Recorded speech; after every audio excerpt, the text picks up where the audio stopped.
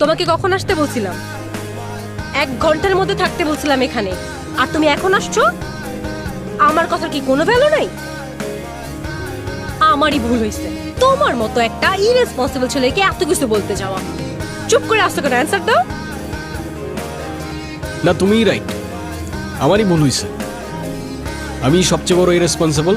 আমার 1 ঘন্টার মধ্যেই আসা উচিত ছিল। আধা ঘন্টার রাস্তা আমি 1 ঘন্টায় আসতে পারলাম না। আমার তো লজ্জা হওয়া উচিত। সরি। সরি সরি বলে সব সমস্যার সমাধান হয়ে যাবে? আর ওয়েট, তাকাও আমার দিকে। তোমাকে জানো এই ইভেন্টের কোনো কাজ করতে আমি না দেখি। আচ্ছা, করবো না, আমি কিচ্ছু করবো না। এবার থামো অ্যাটলিস্ট। থামবো না। ছায়া মা, তুই কেমন আছিস? ভালো, তুমি কেমন আছো? ভালো ছিলাম না, তোকে দেখে একটু ভালো লাগতেছে। তোমার আসতে কোনো অসুবিধা হয়নি তো বাবা?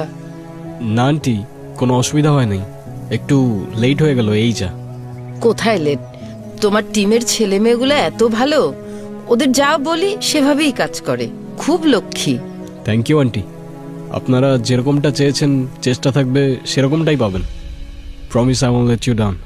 আই নো বাবা, তাহলে তুমি থাকো, আমি ওকে ভেতরে নিয়ে যাই। ঠিক আছে আন্টি, আসসালামু আলাইকুম। ওয়ালাইকুম সালাম।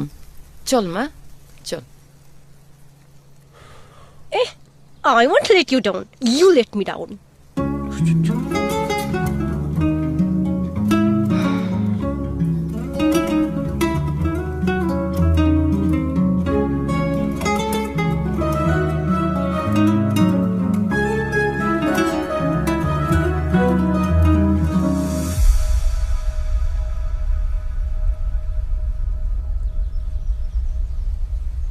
তুমি কি বরপক্ষ না কোনে পক্ষ?